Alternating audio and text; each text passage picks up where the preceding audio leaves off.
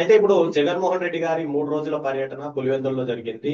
ఇది పార్టీకి మైలేజ్ తెచ్చే అవకాశాలు ఉన్నాయా? పులివెందుల్లో అంటే జెడ్పీటీసీ ఎలక్షన్స్ టైం లో కూడా పోయిన తర్వాత ఇప్పుడు క్యాడర్ మళ్ళీ యాక్టివ్ అయ్యే అవకాశాలు ఏమైనా కనిపిస్తున్నాయా?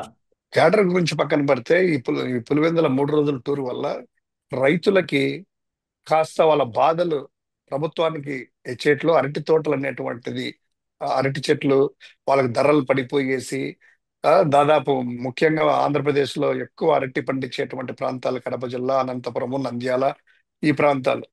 సో వీళ్ళకి రైతుల సమస్యలను ఫీల్డ్ లెవెల్లోకి వెళ్ళేసేసి ప్రభుత్వానికి చెబుతూ కేంద్ర ప్రభుత్వానికి కూడా అక్కడికి చేసే ప్రయత్నంలో సఫలమైనాము. ఖచ్చితంగా రైతులకు అనేటువంటిది మద్దతు ధర లభించాలి.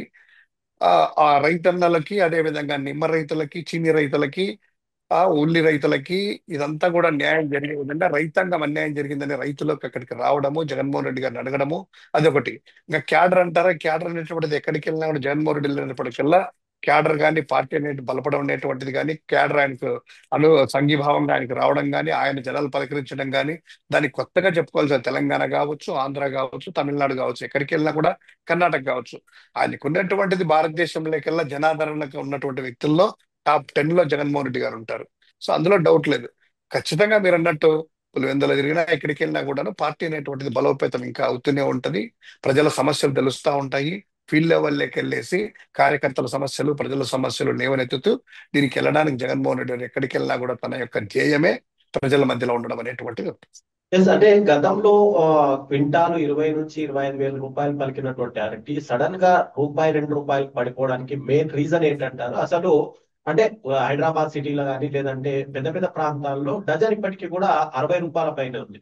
కానీ ఇక్కడ పూర్తిగా అరటి రైతులు అంతగా రేట్ పడిపోవడానికి ముఖ్య కారణం ఏంటి? ఏం లేదండి, రైతులు ఇంతకుముందు గతంలో వచ్చేసేసి మా ప్రభుత్వ హయాంలో ఈవెన్ కరోనా టైం వచ్చినా కూడాను రైతు బజార్లు ఎక్కువ పెట్టేసేసి 100 రైతు బజార్లు ఉంటే 400 రైతు బజార్లు జగన్మోహన్ రెడ్డి గారు పెట్టారు. రైతు బజార్లలో రైతులు వెళ్ళేసి అక్కడికి అమ్ముకునేటువంటి ఫెసిలిటీ ఒకటి ఉండేది. తర్వాత కోల్కతాకి, చెన్నైకి ప్రత్యేకంగా కడప నుంచి తాడిపత్రి నుంచి ఒక రైలు వేశారు. ఆ రైలు ద్వారా అరటి అక్కడి నుంచి ఇక్కడికి వెళ్ళేసి అక్కడికి అమ్ముకునేటువంటి ఫెసిలిటీ ఉండేది. తర్వాత రాజస్థాన్ నుంచి కానీ ఇక్కడంతా కూడా విదేశీ పక్క రాష్ట్రాల వ్యాపారస్తులు వచ్చి కూర్చొని అరటి, ఎందుకంటే కనుక చాలా అరటి పండు చాలా పెద్ద అరటి పళ్ళు ఇక్కడ దొరుకుతాయి. ఆ రాయలసీమలో పండేటువంటి అరటి చిన్న అరటి కాదు, దగ్గర దగ్గరగా బాగా అంటే రుచికరంగా కానీ ఇది కానీ మేలు అరటి పళ్ళు అనేటువంటి అక్కడ దొరుకుతాయి. సో ప్రభుత్వము దగ్గరుండి ప్రతిసారి ఈ ఉద్యానవన పంటలకు ముఖ్యంగా అరటికి కావచ్చు వీటికి కూడా జగన్మోహన్ రెడ్డి గారు ప్రత్యేక శ్రద్ధ తీసుకొని ఆ రైతాంగానికి మార్కెటింగ్ ఫెసిలిటీ అనేటువంటిది పెట్టేవాళ్ళు. కానీ ఇప్పుడు ఈ ప్రభుత్వం వచ్చిన తర్వాత మార్కెటింగ్ ఫెసిలిటీ లేదు. ఆ యొక్క ట్రైన్స్ ఏవి అక్కడికి ఇప్పుడు లేదు.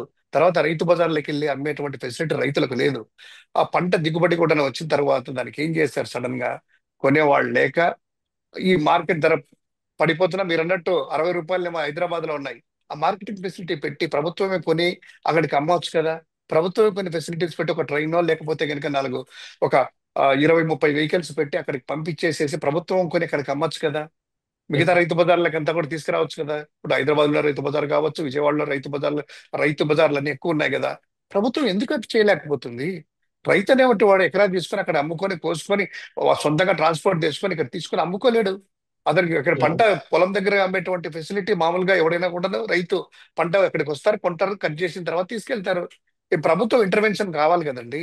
ప్రభుత్వం అసలు పూర్తిగా వదిలేస్తే, రైతుల్ని వదిలేసేసి ఆ మార్కెటింగ్ ఫెసిలిటీ అనేటువంటిది ఇవ్వక ఇది చాలా అధ్వానంగా ఉంది. ఏది ప్రతి ఒక్కటి మామిడి తీసుకో, ఉల్లి తీసుకో, ఎండుమిర్చి తీసుకో, తర్వాత వచ్చేసి పొగాకు తీసుకో, పసుపు తీసుకో, శనగలు తీసుకో, పత్తి దారుణంగా అటు 2 రాష్ట్రాల్లో అర్థంగా ఉంది. పత్తి అయితేనేమి కొనేవాళ్ళు లేక సిఐ ఎందుకు ముందుకు రాక ఆ పత్తిలో అక్కడ తేమ శాతం పెంచి వర్షాలు పడడం వల్ల తేమ శాతం పెరిగేది ఇంకా నాణ్యత అనేటువంటిది లోపిస్తా ఉంది. రైతాంగం అనేటువంటి వాళ్ళు నిజంగా ఈరోజు వాళ్ళని చూస్తే గనక కన్నీరు మున్నీరు అవుతున్నటువంటి పరిస్థితిని మనం చెప్పుకోలేను. ఆ బాధ మనం వర్ణనాతీతం.